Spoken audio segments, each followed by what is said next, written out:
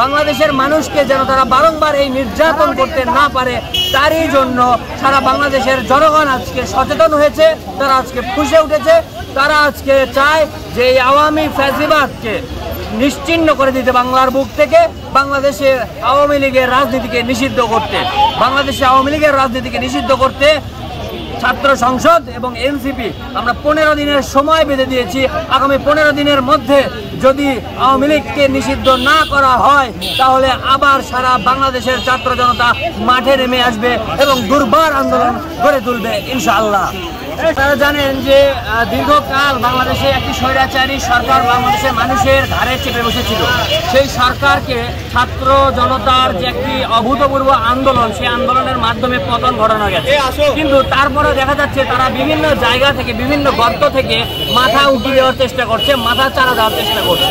এটি বাংলাদেশের জন্য, বাংলাদেশের স্বাধীনতা সার্বভৌমত্বের জন্য হুমকি স্বরূপ। আপনারা জানেন শেখ মুজিব যখন ক্ষমতায় এসেছিল তখনও কিন্তু সে ভারতের লেসপেন্সারি করেছে, এবং পরবর্তীতে হাসিনা যখন ক্ষমতায় এসেছে সেও কিন্তু সে একইভাবে ভারতের লেসপেন্সারি করেছে এবং বাংলাদেশের স্বাধীনতার সার্বভৌমত্বকে ভারতের কাছে বিকিয়ে দেওয়ার চেষ্টা করেছে।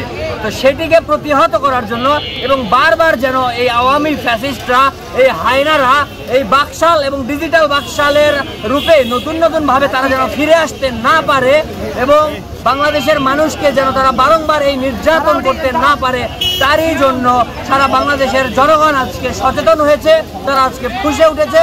তারা আজকে চায় যে এই আওয়ামী ফ্যাসিবাদকে নিশ্চিহ্ন করে দিতে, বাংলার বুক থেকে বাংলাদেশের আওয়ামী লীগের রাজনীতিকে নিষিদ্ধ করতে, বাংলাদেশে আওয়ামী লীগের রাজনীতিকে নিষিদ্ধ করতে ছাত্র সংসদ এবং এনসিপি আমরা 15 দিনের সময় বেঁধে দিয়েছি।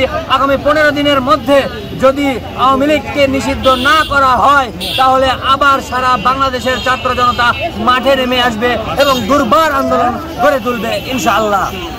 জুলাই বিচার দাবিটাকে কার্যকর করার জন্য আমরা আজ এই মিছিলের একত্রিত হয়েছি। মিছিলের মাধ্যমে আমরা চাই আওয়ামী লীগ দলটাকে নিষিদ্ধ করা এবং তাদের যথাযথ বিচার কার্যটা সম্পূর্ণ করা। ভেঙে দাও, গুড়িয়ে দাও, আওয়ামী লীগের রাস্তা না,